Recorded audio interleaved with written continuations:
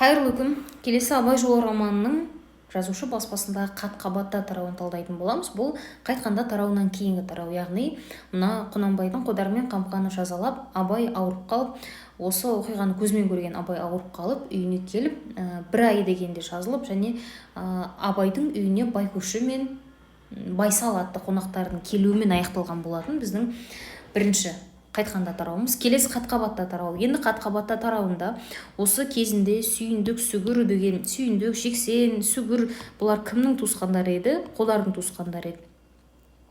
Яғни олар Бөкенші руынан, Қодар болса Борсақ руынан болды. Осы Бөкенші Борсақ руынан шыққандар, мына Жексен Борсақ руынан.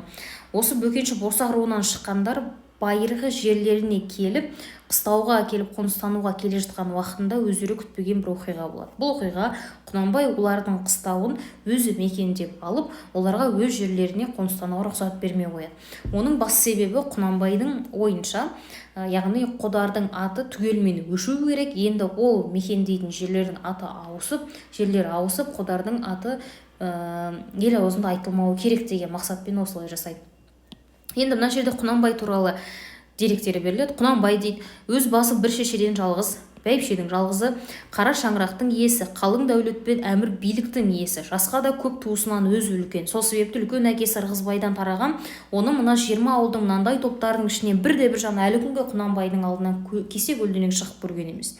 Тіпті өкпе назы болса да ашып айта алмайтын дейді. Бірақ егер сол бетіне келіп әлде бір жайды өкпе назды айта алмайтын Құнанбайлары оларға жиналыңдар, әлде бір маған көмек керек, сендердің сойыл шоқпарларың керек деген болса, бәрі жинала қалушы еді дейді. Қауымның іркілетін жері жоқ, шоқтай жиын мықты топ бола қалатын. Жер алуда, ел алуда, оңайда мал табуда бұлар Құнанбайдың қабағын қалт еткізбей түсініп отырады. Өзара бірлігі табыс екенін жете танытқан. Соны қалып осы Ырғызбай шетінен бай болып, осымен бар ынтымағын Құнанбайға бағындырған 20 ауыл дәл бір ұялас бөрі сияқты еді. Құнанбайға қарайтын 20 ауылы бар. Құнанбайдың өз Ырғызбай руынан еді. Естеріңде болса, сол Ырғызбай руының адамдары Құнанбайға келіп тік сөйлей алмаса да, ол мына жерде біз жиналып, мына жерде аламыз дейтін болса, онда жинала қалушы еді. Сол бойда шоқтай жиын болып қалатын. Себебі олар жер алуды, ел алуды, оңайдан мал табуды Құнанбайды түсінетін болып қалған дейді. Соның арқасында енді Ырғызбайдың жаңағы 20 үйі түгелімен не болып алған? Байып кеткен, байып алған, ұялас бөрілер сияқты қазір дейді.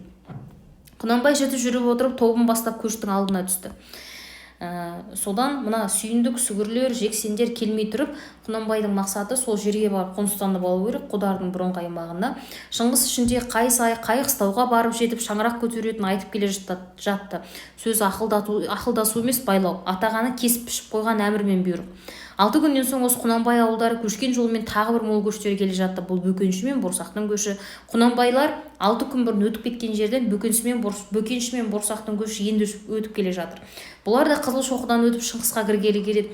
Малды көштер емес, бірақ көшкен елінің саны көп. Жинақы боп топталып, көшпей бытырап, ен жайылып бет-бетімен келеді. Көш бойындағы ат мінген кісі аз дейді.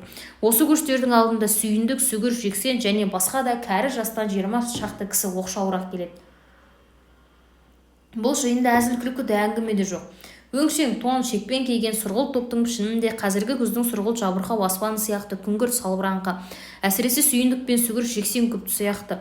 Көп жұрт соның аузына қарағанымен Сүйіндік ақырын ғана «Бара көрейік, жүзбе-жүз көрейік, жауабын өз аузынан естейік» деп айтты дейді Сүйіндік.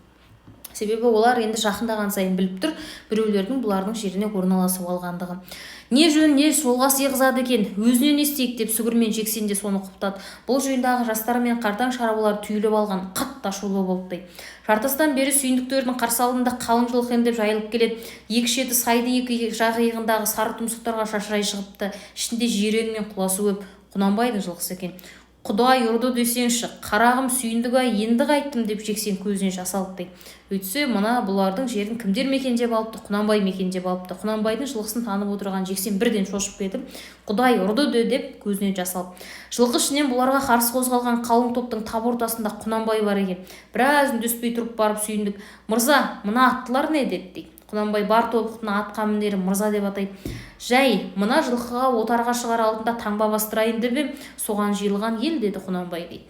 Бұл сөз одан әрі өрбіген жоқ. Жексен бұрылып артына қарап еді, көштің алдында бөктер адырдан бері шығып қалған екен. жә мырза, мынау келе жатқан біздің көшіміз еді, қыстауымызға келе жатыр едік, мұнда болса бүйтіп қапты, бұл қалай болды деп сұрайды. Саған көшіп кел деген кім бар? Омыраулап баса көктеп көшпей-ақ хабарласып тілдесіп алсаң нетуші еді? Көшің кейін қайтады дейді Құнанбай. Әкім елге ие, ел жерге ие емес пе деп бұлар енді кібіртіктеп міңгірлеп қалып кетеді сол айтқан сөздермен. Бөкенші борсақ тобы көбейе берді, бірақ Құнанбай қайсар емес. Дәл осы уақытта Құнанбай қасына екі топ аттылар келді. Алдыңғы топ 10 шақты кісі, мұны бастаған Байсал, қасында Көтібақ ішіндегі ең ірікті атқа мінерлер. Бұлар бастығы Байсал боп кеп Құнанбайдың ашық жарқын сәлемдесіп, қолыңыз қайырлы болсын мырза деп айтты. Қайыр ұзақ болсын, мекенің қайырлы болсын деп жыбырлап құттықтап жатыр бәрі, жабырлап. Осы топтың артынан іле тағы бір топ келеді. Әсіресе сүйіндіктің осылардың ішіне дәме қылатыны Көтібақ еді, яғни Көтібақтан тараған Байсалдар. Байсал, ең болмаса осы бір тоға берік, шынайы кісі еді. Байсал Құнанбайдың істен сыртқары болар деп ойлап жүрсе, сөйтсе ол керісінше мынаған қыр көрсетіп келіп, сүйіндік сүгір жексендердің көзінше Құнанбайға келіп, қоныстарын қайырлы болсын деп жатыр. Байсалдар. Мұны міне Жексен сүйіндік бәрі түсінді. Сөйтсе Жексен мына жерде бір қате сөз айтты.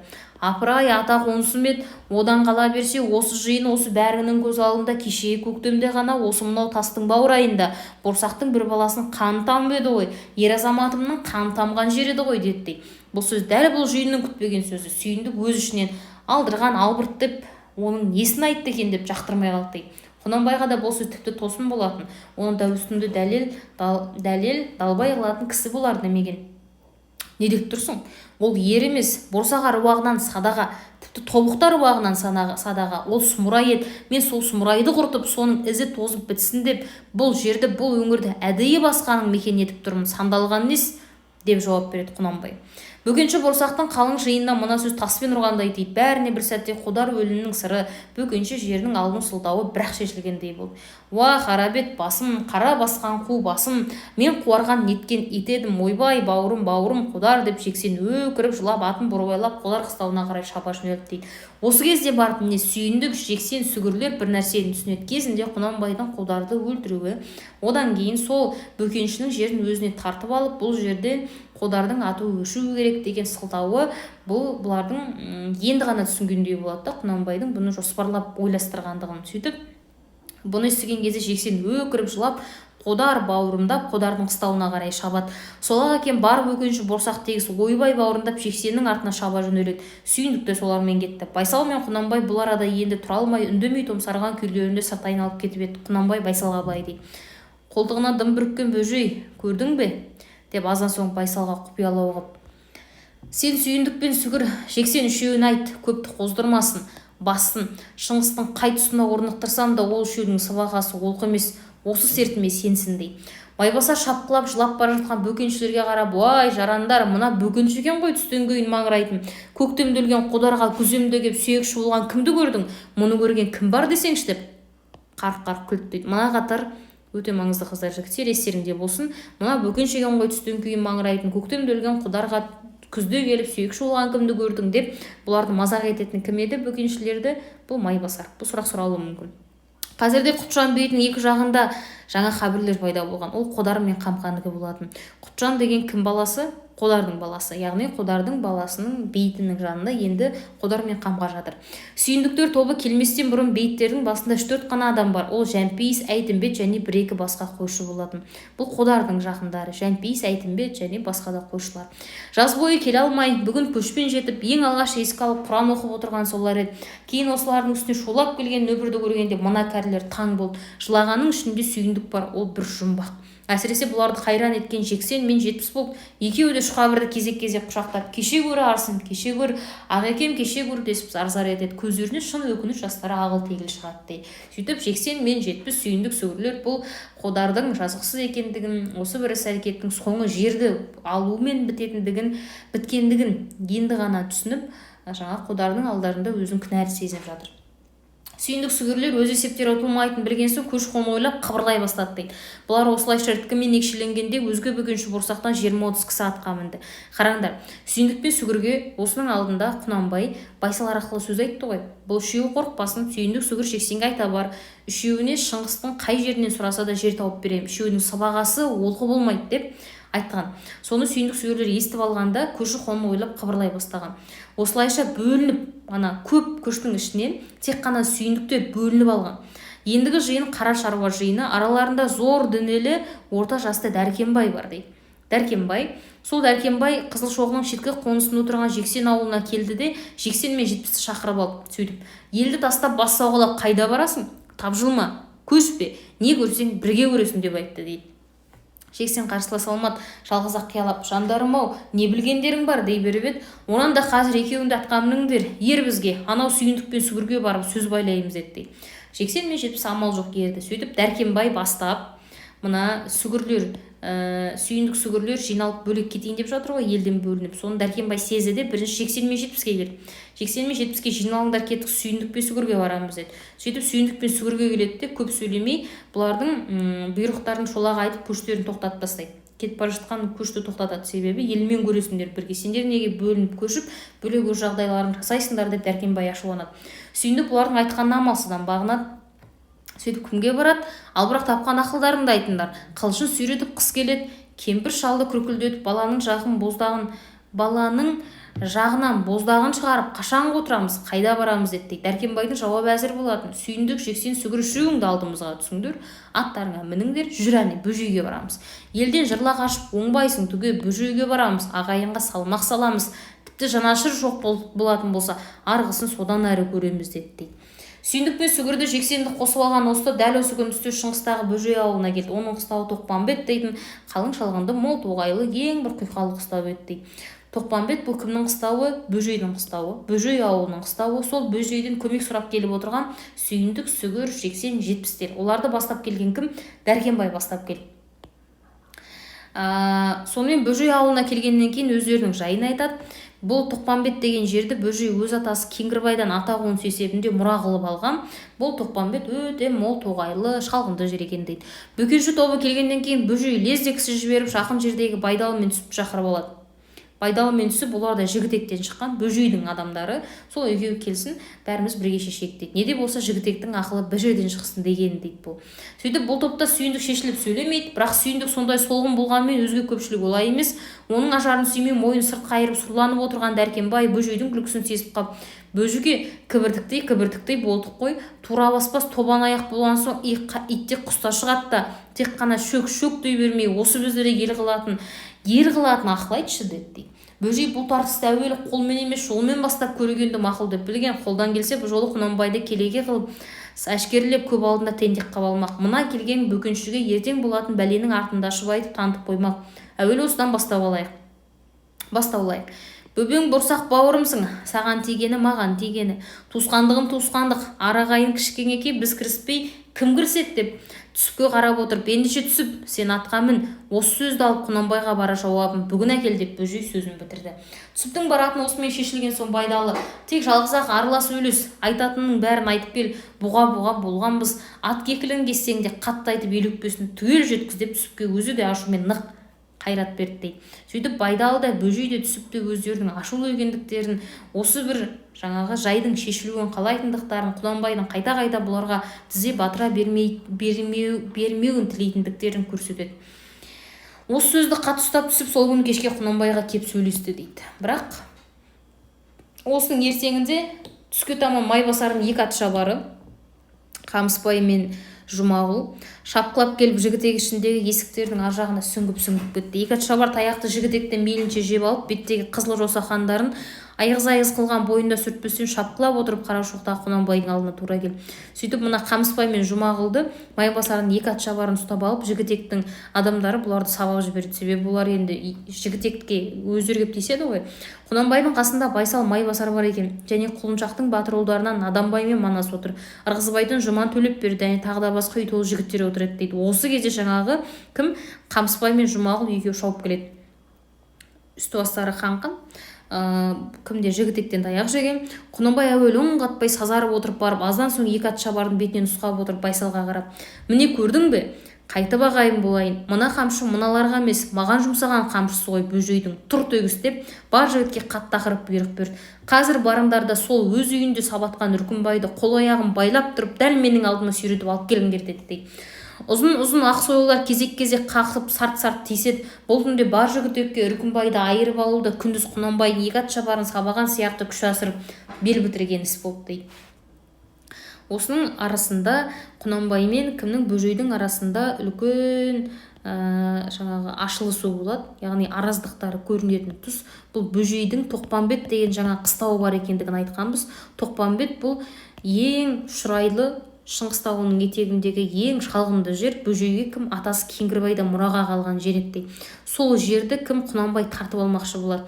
Тартып алып кімге бермекші? Байсалға бермекші. Байсалға себебі айтқан өзінің уәдесі болады, мен саған бір жер алып беремін деген. Өйтіп бөжейден Тоқпамбет тартып алмақ болып хабар жібереді. Тартып алмақ емес, басында сұратады, бірақ бөжей оған бермейтіндігін білдіреді. Содан Құнанбай адам алып барып бөжейдің ауылын шабады. Бөжейлер де қарсыласады. Сол жерде Құнанбай бөжейді жаңа ұстап алып елдің көзінше дүрелетеді, жаңа құйрығын түріп қойып дүрелетеді. Бұл бөжейге ең үлкен жаңағы ауыр абыройсыздық болады. Себебі жасы келді, бел ортасына келген, жар ортасына келген жаңа ел алдындағы абыройлы кісі, бала шағасы бар, немерелері бар кісіні елдің алдында құйрығын түріп қойып дүрелеткен кезде бөжей жерге кіріп кетердей болады. Осы кезде мына Байсал Құнанбайдың жағында еді ғой, жер алып берем деді ғой Құнанбай. Байсал бірақ үндемейтін, жер алып берем деген кезінде. Сөйтіп мына бөжейді ұрып жатқан уақытында Байсал алады да кімнің жағына шығып кетеді? Бөжейдің жағына шығып кетеді. Себебі Байсал Құнанбайды да бөжейді де бірдей сыйлайды. Бұл жерде Құнанбайдың жасап тұрған әрекеті дұрыс емес екендігін анық түстен. Сөйтіп Байсалдың жағына, бөжейдің жағына шығып кетеді. Ақырында міне соңғы уақытта да өзі Қарашоқыны алғаннан бері Құнанбай Байсалға бір уәде берген. Шыңғыстағы қыстау аз, саны мол Көтібақтың жерін молайтпақ еді. Көтібақ жігітекпен жерлес. Құнанбайдың әперемін де естігенде Байсал үндемейтін. Екеуі бірге жасасып қабақпен ұқсатын болғаннан бері тегінде Байсал үндемесе ол көнгені, қарсы болған жерінде ол қолма-қол бірақ томарылатын деп Құнанбай жаңағы бұған жерді алып беруге кірісіп кеткен. Ақыры осы бір оқиғамен аяқталады. Қарашоқы деп отырған кімнен алған жер? Қодардан алған жеріміз. Оған кімді орналастырып қояды? Құнанбай өзінің бәйбішесі Күнгені осы жерге әкеліп отырғызып қояды. Өзі сол жерде болады. Ары қарай жолда деген тарау. Жолда тарауында мына Бөжей, Байсал, Байдалы, Түсіп дегендер бәрі жабылып жүріп Құнанбайдың атына арыз жазады. Қарқаралыға кетеді. Ол арыздың жазылғанын естіген кезде Құнанбай да көп кідірместен Қарқаралыға тартып тұрады. Абай досымен ерте кетеді. Енді жолда тарауында сол Абайдың Қарқаралыда болған кездері сөз болады. Абай әкесімен бірге Қарқаралыда тұрғалы көп күндер болды. Қазірде қыс әбден түсіп қар бекіп алған Аға Сұлтан Құнанбайды Қарқаралы арызшыларымен бірге осы тобықтылар тегіс соңғы мезгілде Құнанбай демей мырза деп атасатын. Қызғанған дұшпанның іші күйсін, ертең мешітте бітейін деп тұр деп Майбасар мазатсып қойды дейді. Мына Қарқаралыда Құнанбайдың екі аты жүр, біреуі Жақсат, біреуі Жаманат. Жақсаты ол оның мешіт салдырғандығы және мешіттің біткелі тұрғандығы, жақында. Және екінші Құнанбайдың Жаманаты ол бөжеймен араздасып жүргендігі. Бөжей оның бауыры, екеуі бір рудан, жаңағы жақын рудан, тобықтыран тараған, тек аталары бөлектемесең, сол бөжеймен Құнанбайдың араздасып жүргендігі, бауырлардың бір-бірімен арасының жақсы емес екендігі Құнанбайды жаман жағынан көрсетеді. Қарқаралыдағы ел жұрт соны осы екі жағынан айтады Құнанбайды. Мешіт салдырғандығын айтып жақсы дейді, бөжеймен араздасқандығын айтып Құнанбайдың іс-әрекеті дұрыс емес дейді. Абай Қарқаралыға келгелі мешіт деген сөзді әкесінің аузынан және басқа атқамінерлердің аузынан да көп естетін. Әкесінің атақ абыройын осындай көп аузына қатты жайып бара жатқан сол мешіт жөні екенін де жақсы біледі. Құнанбай өткен жаздан бері бұл атыраптағы ең бірінші мешітті осы Қарқаралы қаласында өз әмір құдіретімен салғызып жатқан. Сол мешіт бүгін әбден бітпеген. Абай өз әкесінің өзге атқамінер атаулыда мықты қайратты екенін сезеді. Осыдан 2 жыл бұрын Құнанбай мен Алшынбай достығы құдалыққа соғып, ол Алшынбайдың Түсіп деген баласын Ділдә деген қызын Абайға айттырған болатын. Алшынбай сонымен Абайға үлкен қайната болушы еді дейді. Түсіп деген баласының Ділдә деген қызы Абайдың бірінші әйелі болады кейін. Осының Ділдәның атасы кім екен? Алшынбай екен. Құнанбай мен Алшынбайдың арасындағы достық оның құдалығымен бекітілген. Яғни Құнанбай қыз алады, Алшынбай қыз береді. Алшынбайдың бергелі отырған қызы өзінің Түсіп деген баласының Ділдә деген қызы. Қарқаралыға келгелі Алшынбай Құнанбайға бірнеше рет келіп қонақ болып өткен. Бүткіл бұл атыраптағы атқамінердің Алшынбай атын атауы басқаша көрінетін. Оны Алшынбай деуші кісіні Абай әлі естіген жоқ. Ылғи да Алшынбай емес, Алшекең деп атайтын. Оның ата тегінде бар тобықты, бар Қарқаралы Қаракөк деп атайды. Алшынбай белгілі би Тіленшінің баласы, одан арғы атасы Қазыбек би. Осының бәріне қарағанда Абайдың қалыңдығы Ділдә тіпті бір үлкен асқақ жердің қызы тәрізденеді дейді. Себебі қараңдар, Алшынбай белгілі би Тіленшінің баласы, Тіленші бидің баласы, Тіленшінің әкесі Қазбек би. Яғни Қазбек бидің ұрпағы Ділдәні Абай әйелдікке алғалы отыр. Осыны ойлаған кезде Абай Ділдәнің бір асқақ жердің қызы екенін, текті жердің қызы екендігін білетін еді. Осы кезде бұлар Құнанбай пәтеріне де жетіп, қораның ішіне кіріп кетіп еді. Ию-қию толып жатқан аттылар, жаяулар екен. Келгендер Құнанбай мен Алшынбайдың екі жағынан жарыла отырып, үй іші үнсіз еді. Майыр кепті мырза, сізге келді деді. Құнанбай оған да қыбыр еткен жоқ. Аздан соң есік ашылып, еңгезердей қызыл сары майыр кіріп келді дейді. Майыр деп отырғаны майор. Қасында қазақ тілмаш қасқасы бар екен. Майыр Құнанбай Алшынбаймен қолы алысып амандасып болды да жерге отырмай Құнанбай қарсысындағы жалғыз орындыққа отырды. Бұл майыр Құнанбайдың дегеніне жүре бермейтін, өз беті өз жолы бар, сондықтан Құнанбайға жаман атты көрінетін. Еш уақытта Құнанбайдың жағына бірден шығысып, сенікі дұрыс демеуші еді дейді бұл майор. Сөйтіп Құнанбай оны жаман атты, жаман ниетті етіп көретін еді. Қарқаралы деген округтың әміршісі Құнанбай мен осы майыр. Қазақ округты дуан деп, мыналарды бірде дуан бас деп, кейде Құнанбайды аға сұлтан дейді. Құнанбай округты басқаратын приказның бастығы, майыр оның орынбасары дейді. Яғни екеуі бір қызметте. Құнанбай сол округты басқаратын болса, майыр оның орынбасары қызметін атқарады. Майыр Құнанбайға бұл жолы қандай жұмыспен келген? Бөжейдің жұмысымен келген.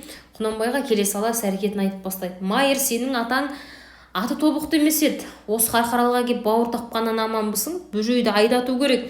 Қағасын дұрыста деп ем, сараурудай создың да кеттің ғой. Соның жанкүйері сен болып, бауыр тартып, бауырың езіліп жүрме екен осы. Немене деді дейді Құнанбай. Осыған дейін майорға Құнанбай сол бір әрекет тапсырған, Бөжейді айдатып жіберуді. Бірақ майор айтады. Тесіле қарап, майырдан жалғыз көзін алмай сызданып отыр. Майыр аудар деп тілмашқа қарады. Қасқа тілмаш Құнанбай мен майырға кезек жалтақтады. Құнанбай мұның бөгелгеніне ыза болып, "Әй, тілмаш, осы саған әке дейін. Жарықтығым тек дегеніңді түгел жеткізші осыған" дейді. Тілмаш бөгел отырса да Құнанбайға сөзін жеткізген. Майыр сасқан жоқ. Әкімшілік өш кісіден кегі алу үшін берілмейді бізге. Бөжей Ералиновтан түскен қағаз көп, тексеру керек, және ол үшін ренжитін кісілер де көп. Айдатпай тоқтай тұр деп айтты дейді майор. Яғни бізге билік не үшін берілмеген? Өзіміз өш болған кісілерден кек алу үшін берілмеген. Сондықтан Бөжей Ералиевтің бүкіл хаттарын тексеру керек деп айтты Ералиновтан. Осыдан соң екі жағда шапшаң сөйлесе жөнелді. Сөйтіп арпалыстырып ұстамақсың ғой, көздегенің сол ғой. Жалғыз мен емес, бұрын аға сұлтан болған Құсбек, Жамантайлар да солай қарайды. Тіпті мына Алшынбай білетін Баймұрын да солай ойлайды. Олар кім? Бірен-саран көрмей отырмысың соны? Аз болса болсын, бірақ закон, патша законы, олардың куәлігін де тыңдайды. Олардың сөзі де жетеді жоғарылыққа. Аға сұлтан, орныңызды ұмытпаңыз, біз екеуміз де корпус сайлаған деп майыр түрегеліп үй ішінде әрлі-бері жүріп кетті. Ашумен қатты қызарып алған дейді. Құнанбайдың ендігі жауабын Алшынбай айтқызғысы келмеді. "Ей мырза, ей майыр, сабыр етіңдерші" деп қатты айтты дейді Алшынбай. Осы кезде екеуінің ортасында отырып, бір жағында майыр, бір жағында Құнанбай. Сол Алшынбай дауыстап айтады: "Ей мырза, ей майыр, бол сабыр етіңдер. Құнанбай мырза саған" деп. Құнанбай жаққа қарғала түсіп, сол жұмыспен келіп отырмын. Майыр, қазір сен қайта тұр, тұрақты бір жауабын бүгінгі кешке мен жеткізейін деп майорды қайтарып жібереді Алшынбай. Майыр Алшынбайға: "Айтқаның дұрыс, мен тоқтаймын, жауабын өзіңнен күтемін" деп келген жұмысын тез доғарды. Содан кейін жау бүйректен аз ғана сатты, қоштасып жүріп кетті. Жау бүйрек деген тағам тартқан азына, соны аз ғана жаңағы татты да кетіп қалды. Аздан кейін тілмаш кетті. Содан кейін барып Құнанбайға қарап былай деді: Құнанбай былай дейді: "Параға жем сауы толған ғой әлгі піскен бастың. Бет алсын көрмеймісің? Баймұрын арқылы Бөжей байсалдығындағың ғой" деп бағанадан желсізілмеген ойынның бар түйінін айтты деп майорды параға сатылған деп кінәлай бастайды. Осында енді Алшынбайдың ойы да осы туралы еді. Алшынбай енді Құнанбайға қадала қарап отырып жіті сөйлеп былай дейді: "Әй мырза, бүгін мына сенің мешіттің бітіп абыройың асып отыр. Атағың көпке кетіп жатыр, соны күндейтін кісі де көп. Алдымен анау көрпіс, мына жаңағы майыр күндейді. Кішіреймеймісің, кешірім етесің. Ақ көңілің мүлде қарсын. Мұның да бір Құнанбайлығың болсын. Ана Бөжей ағайынды жау қып жатқа берме, бауыр қып қасыңа тарт, татуласшы осы" деді дейді. Құнанбай көпке шейін үндеген жоқ. Татулықта Алшынбай сұрағанда қай жауабын болса да ойланбай айту қиын.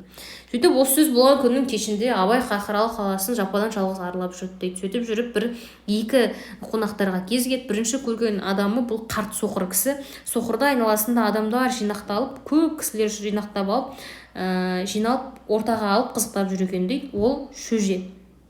Абай бұны танымайды, бірақ кім бұл деп айналасындағы адамдарынан сұраған кезде: "Сен білмеуші ме едің шөжеңді? Бұл шөже ақын емес пе?" деп айтады. Шөженің атынан Абай бұған дейін қанық естіген, бірақ оны көрмеген, бірінші рет көріп тұр. Атын ести сала ол бурыл сақалдан сытыла жөнеліп, топтың алдын қатарына ілестіп, шөжені жақсылап қарап сөзін тыңдады дейді.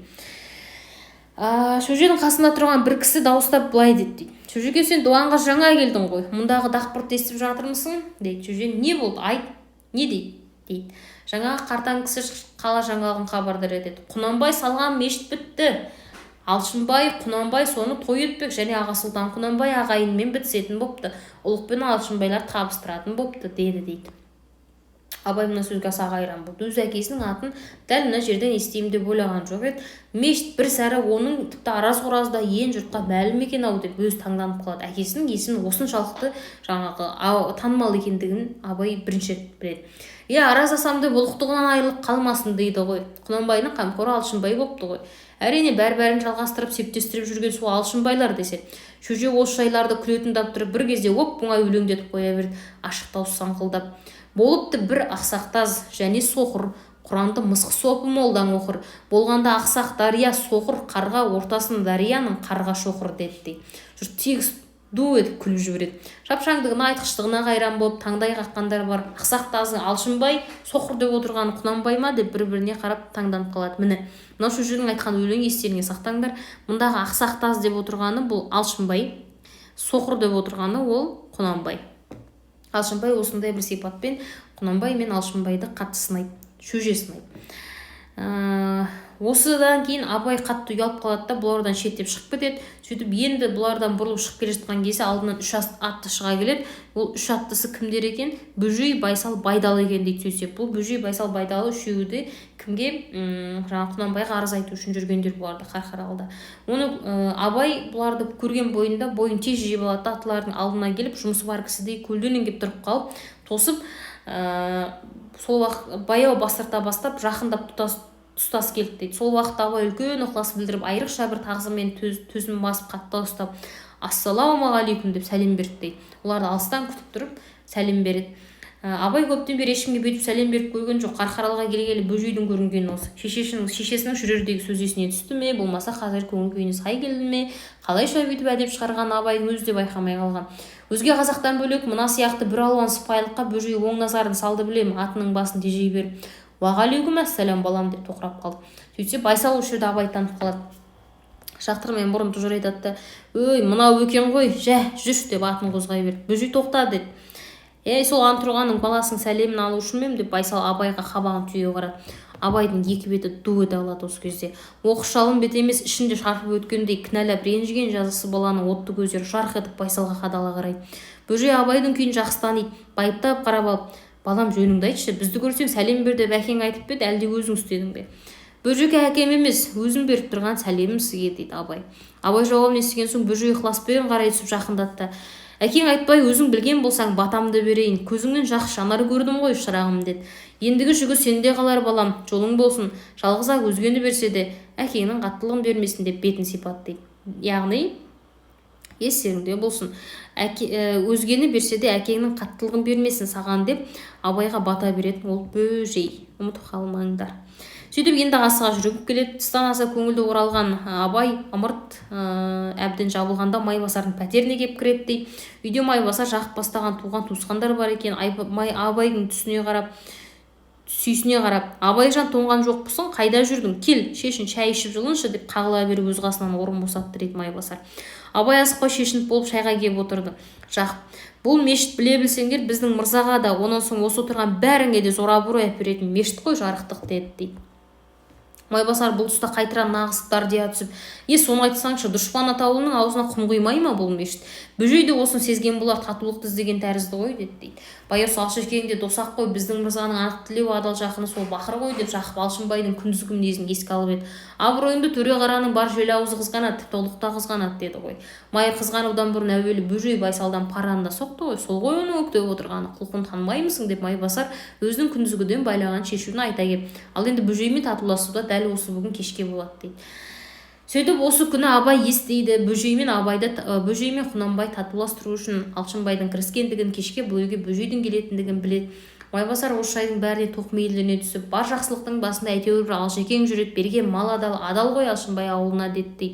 Сосын бір кезде Абайға еліңкіреп түсіп, осыдан қайныңа бармай құтылшы деп Абайдың қолын ала бастады дейді Майбасар. Яғни жаңа Алшынбайдың немересі Абайға атастырылған деп айттық қой. Абай Ділдә атты қызын Абай алмақ.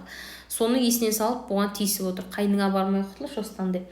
Абай күліп жібереді де, бір ерекше ойнақ тентекті тауып, осы бір емес, екі емес, шын қоймайсыз ба деп домбырасын тоқтатып алдына көлдөлең салып Майбасарға қадала қарайды. Абай өзі көрген шөженің қалпына салып күлімсіреген көзін сығырайтып басын жоғары көтере беріп соқтыра жөнелді. Уа қой десе бір қоймайсың, аз болды ма Майеке, осында көрген қызығың, кертіп жеп ақ жүрсің ғой қарқаралы халқының шалжаясың шұжығын. Алған жерген аздаяқ тағы бірді тауыпсың. Уа Алшынбайдың қызы кім? Адақтамақ сертің бе, осы өңірдің елінің жүйрігі мен жортағын орайы болмас қолқарың деп сақылдап күліп Абай Майбасарға қарай жантая кетеді. Үйдің іші әрі қайран болып, әрі сүйсініп, қарқылдай күле жөнеледі. Қап, мына Шаншардың жиені деп қалады Майбасар. Төлепберден бурахандар мына сөздің төркінін ұғып, бәсе, нағыз Тонтайдың жиені ғой деседі дейді. Бұл өлеңді бір жерден қойна салып әкелді ме деймін. Өлең айтушы ме бұл жаман деп Майбасар әлі қайран болып отырады. Шынында Абайдың өлең жазып өлең айтатын үлкендер білмейді. Абай бірақ бірден осы жерде сөзін қайтарып алып, менің бұл өз өлеңім емес, бүгін ғана шөжені көріп қалып едім, соның өлеңі деп өзінің өлең жаза алатындығын, айта алатындығын жасырып қалады. Содан сырт есік ашылып жылдан басып Қарабас келеді. Болыңдар, намазы бітті, қонақтар мырзаның пәтеріне беттегелі жатыр, Қаратай мен Ызғұтты жетсін деді. Ал тегіс шапшаң дегенде үйдегі жұрт дүрк-дүрк асығып тұрып киіне бастады дейді. Абай ақырын аяңдап әкесінің үйіне келеді. Абай қонақ үйлердің есік-есігінен бір-бір қарағаны болмаса ешқайсысына кірген жоқ. Абай Құнанбай бөлмесінен шырқай шыққан үн естіді дейді. Табақшының біразы да бұған елең етті. Абай барып есікті бір ашыңқырап көз салды. Сөйтсе домбырасын безілдете ойнақшытып, зой қайырманы басып алып, содан әрі домбыраны салып қойып тақпақтай салып желдірте жөнелген бір сұржырды кісі отыр екен. Бұл кім, бұл қайсысы, қай ақын дейді. Сөйтсе бұл кім екен? Балта ақын екен дейді. Жаңа Құнанбайдың үйінде бөжейді күтіп отырған кезінде әндетіп отырған Балта ақын.